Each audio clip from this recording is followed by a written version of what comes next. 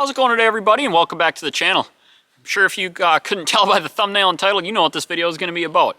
I went and bought myself a Christmas present, and that is the Smith Wesson M&P 2.0 in 10mm. I've decided to go with the 4-inch option. Let me show it to you. So first off, the gun is clean and clear. No mag. We're safe. I'm out at our off-grid property in the middle of the woods, so before everybody gets excited that I'm pointing a gun around it, we're in the middle of nowhere right now. So, but yeah, so this is the Smith & Wesson M&P 2.0 4-inch barrel and 10mm, topped with the Vortex Defender CCW. I went with the 3 MOA dot, and this is my first 10mm I've ever owned and shot, as well as the first handgun I've ever shot with the red dot. So kind of learning and getting used to it. I've got right around 250 rounds through it, maybe not quite 200 rounds through it so far. Yeah, that's enough talking. Let's shoot it, and I'll give you my initial impressions on what I think.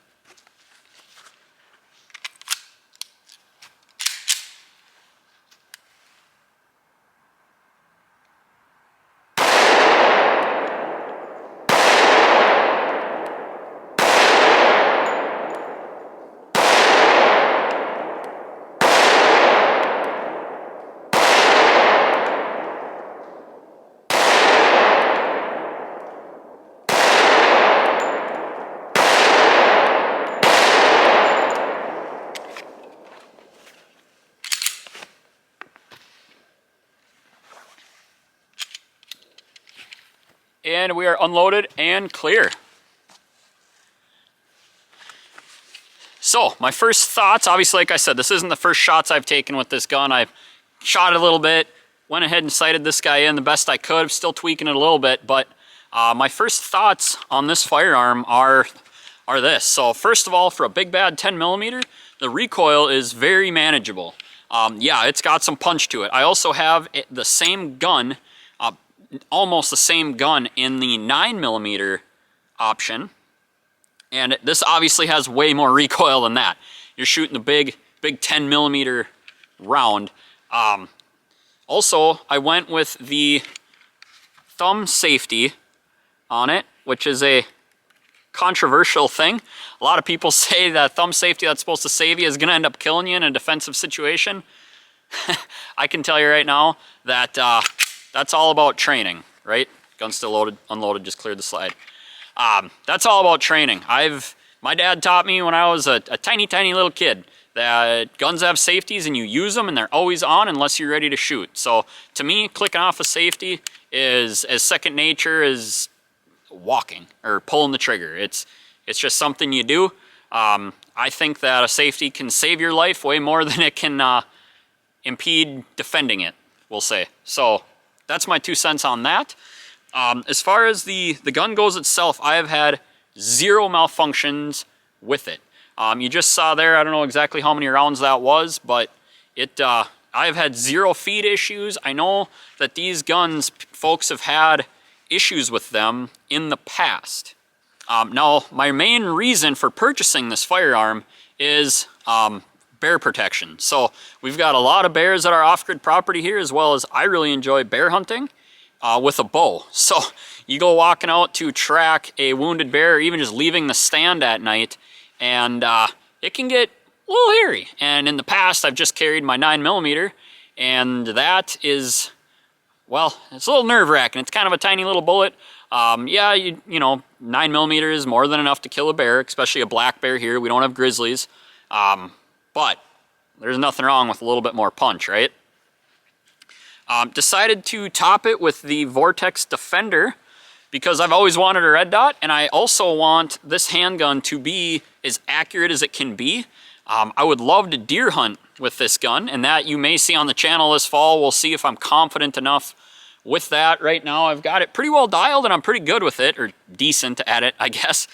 For just starting to shoot a red dot, but I'm only shooting at around 10 yards. So, yeah, you could get a deer in at that, but before I would go deer hunting with this, I would want to be very confident in my shooting out to 15, 20.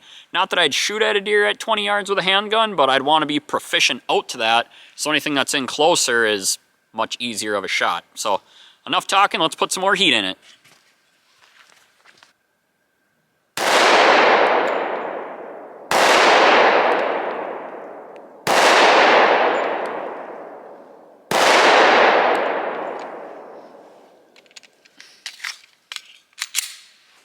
Now, I would like to say, for all the handguns I've owned in the past and shot, this is the most fun to shoot.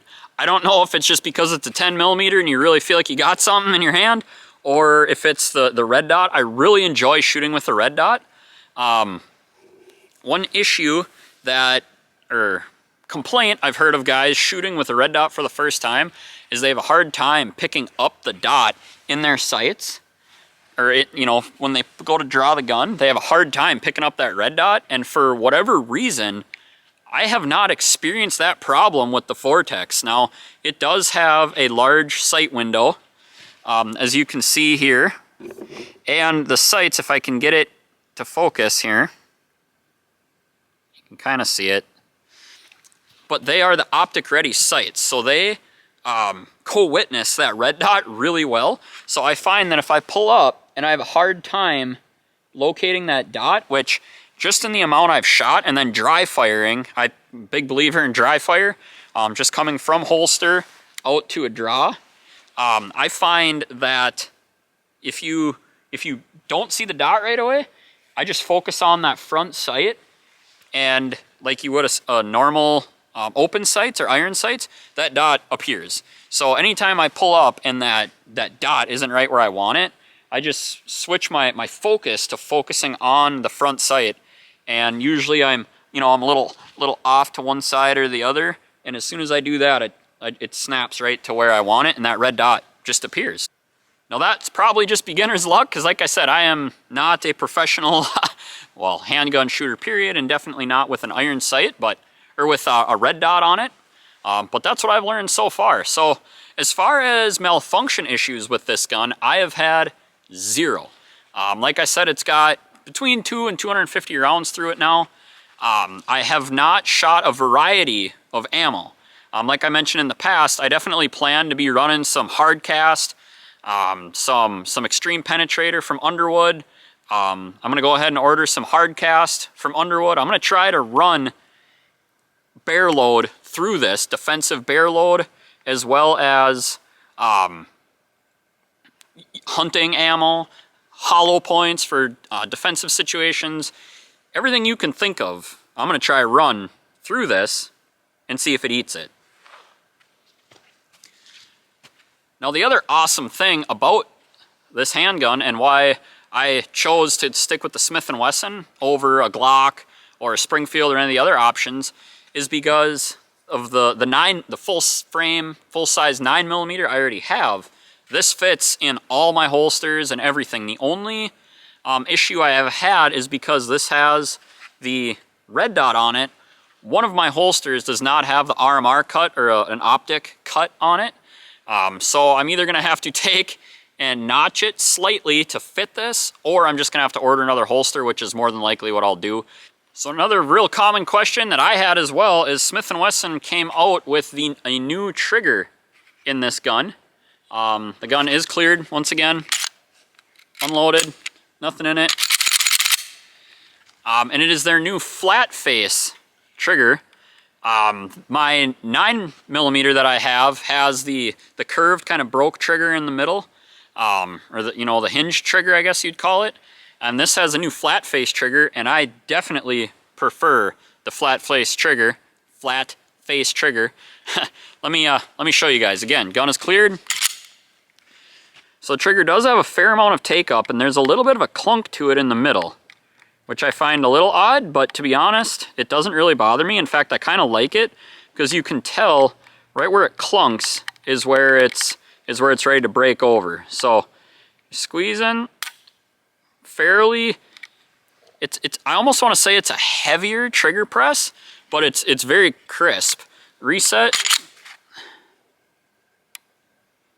Very audible click, but you don't feel it very much. You can hear it, but it's not like a very noticeable click coming back out.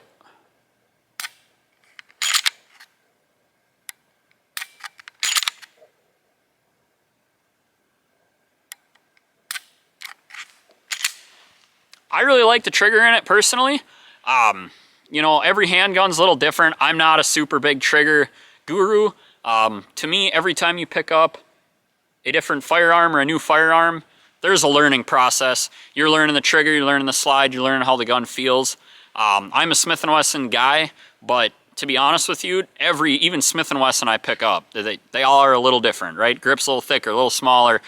Trigger feels different. To me, again, I run safeties. Safeties feel a little different from one to the next, so that's all personal preference, but hopefully that helps you guys out if you are picky on the trigger. But like I said, I like the feel of the flat face trigger a lot more than the curved trigger.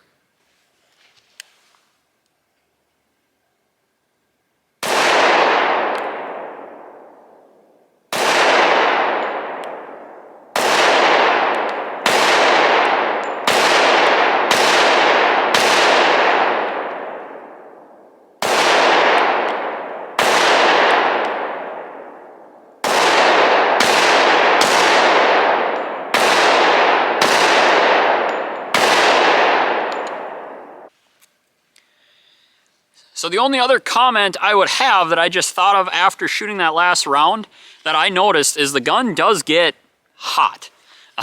Obviously you're shooting a 10mm, it's a handgun. Pretty obvious to say that it's gonna get hot, but in comparison again to a 9mm, the barrel gets hot, the gun gets hot.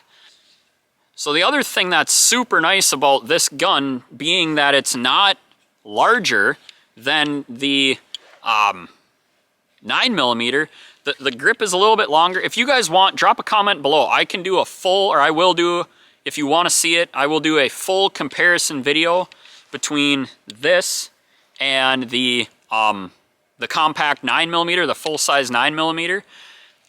But one really nice thing about this firearm is it has a 15+1 capacity.